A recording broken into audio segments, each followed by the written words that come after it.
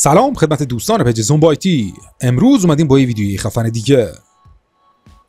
خب دوستان، تو این ویدیو قصد دارم کارت گرافیک RX 580 خودمو به چالش بکشم، ببینم بهترین کوینی که الان تو این لحظه میتونم ماین کنم چه کوینیه و توی هر کوینی چه مگاهشی میگیره و چه مصرف برقی داره.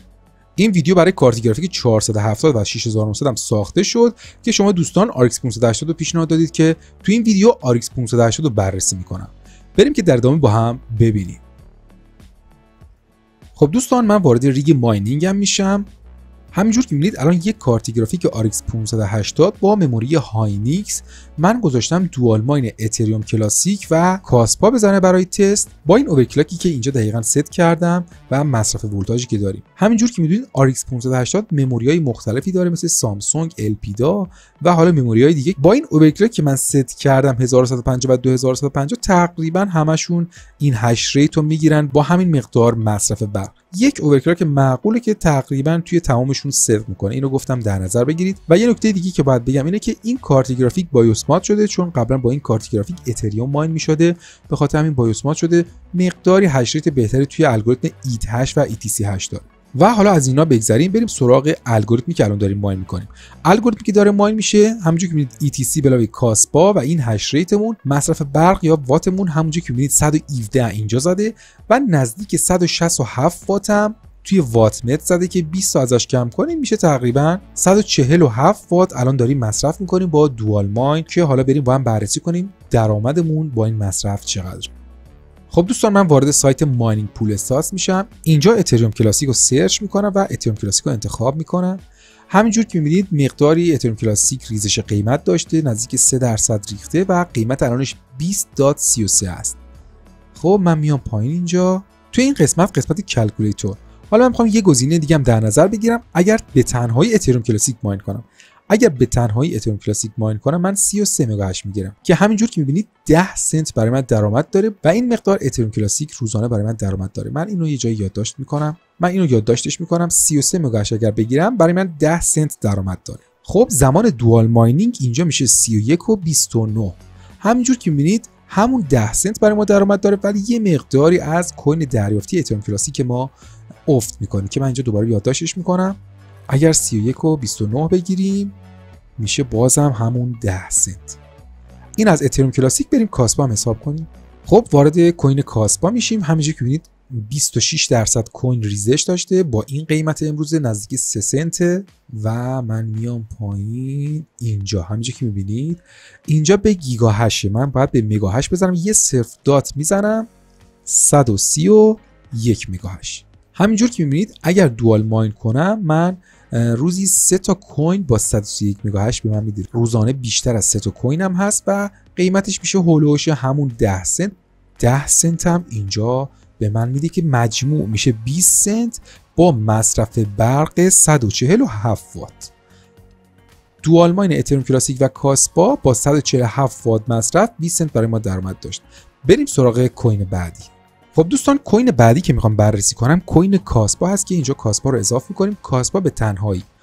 حالا من یه چند تا خبر در مورد کاسپا هست همینجا بهتون بگم. همینجور که میبینید اینجا یه آپدیتی داریم برای کاسپا که 15 آپریل قرار اتفاق بیفته، چند روز آینده هست که آپدیت به نام راسته که میتونید سرچ کنید دقیقاً اطلاعات تکمیلیش رو به دست بیارید.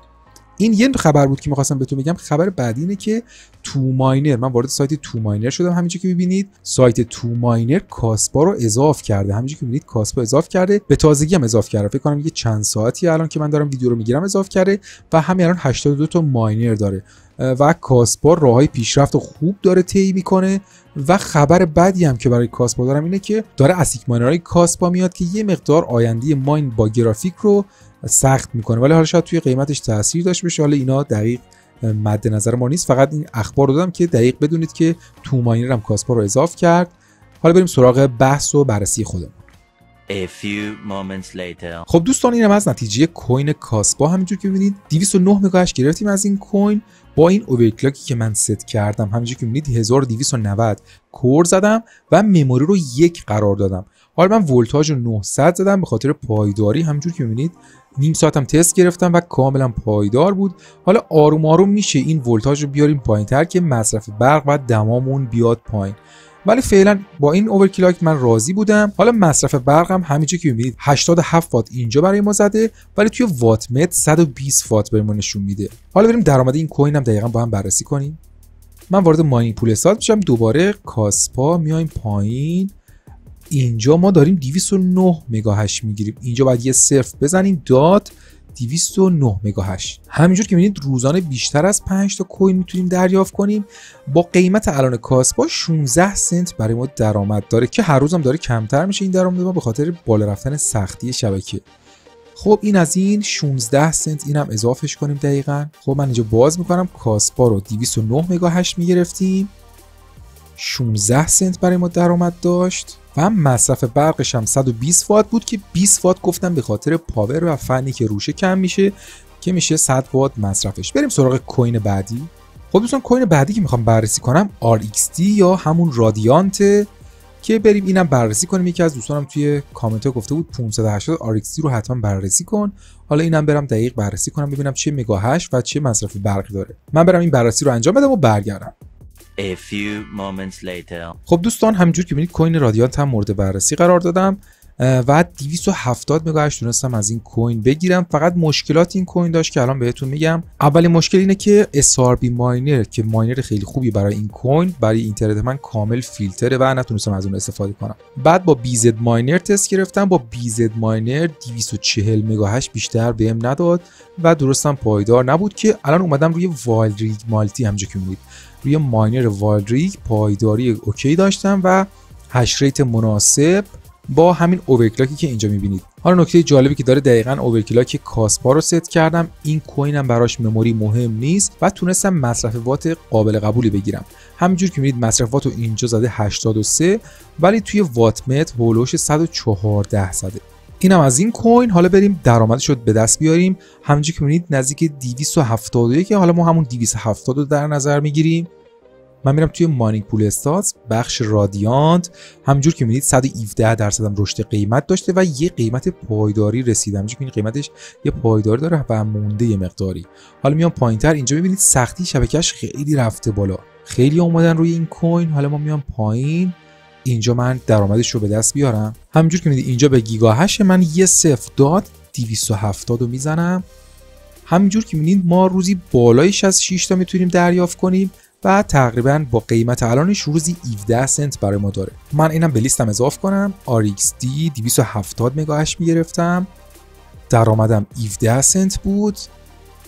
17 هم اینجا میزنیم و مصرف برقم هولوش 94 وات. خب اینم از این کوین. بریم سراغ کوین بعدی. خب کوین بعدی هم که میخوام مورد بررسی قرار بدم کوین نکسا هست که من اینجا لیستش رو اضافه کنم. کوین نکسا. خب من برم این کوین رو بررسی کنم و برگردم. A few moments later.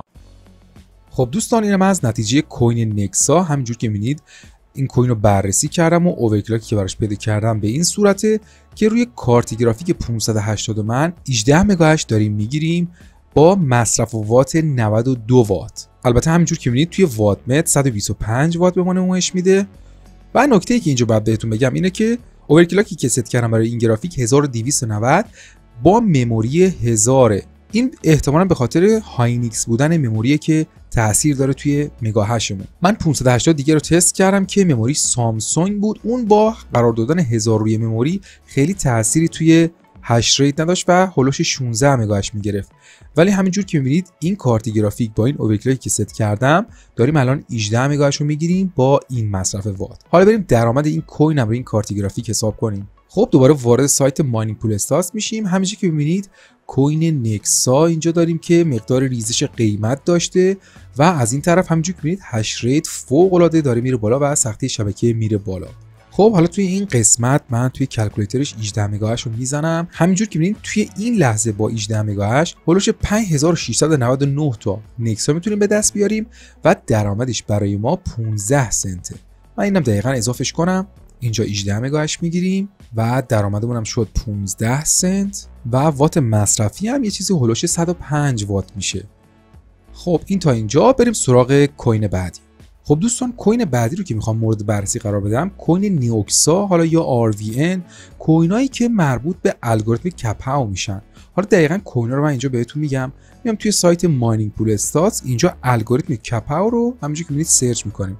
با این اوورکلاکی که الان میخوام برم ست کنم، این کوینا رو میتونیم ماین کنیم. حالا یا ریون کوین یا نیوکسا یا میو کوین، اینا کوین هایی هستن که معروف ترین کوین ها هستن که ریون کوین و نیوکسا. حالا من توی این تست میخوام نیوکسا رو ماین کنم چون نیوکسا تعداد کوین بیشتری به ما میده و الان سختی شبکهش همینجا که میبینید 26% ریخته، چون کوینایی مثل کاسپا، نکسا اینا که اومدن مقداری از هش ریت شبکه نیوکسا افتاده و سختی شبکهشون کم شده و الان فرصتی که میتونیم تعداد بیشتری از این کوین رو ماین کنیم. حالا چون اینجا 26% از سختی شبکه نیوکسا کم شده، من میام این نیوکسا رو بررسی میکنم، ولی اوورکلاکش دقیقاً میشه همون.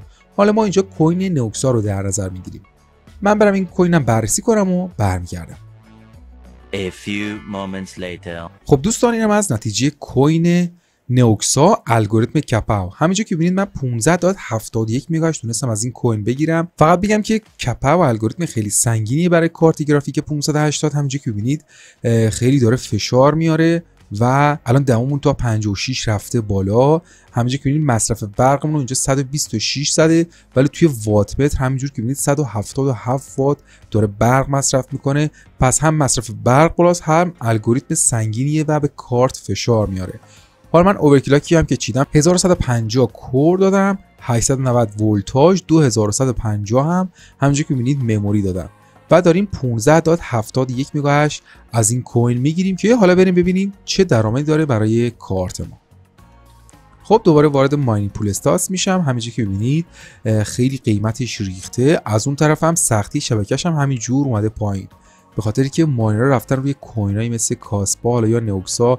حالا یا یه خبر بد برای این کوین اومده، ولی الان با ماین این کوین میتونیم تعداد بیشتری کوین دریافت کنیم به خاطری که سختی شبکه اومده پایین. خب ما داریم 15.71 میگیریم. همینجا که میبینید روزانه 180 تا کوین نیوکسا میتونم داشته باشم و 23 سنت برای من درآمد داره که اینم اضافه کنیم به لیستمون.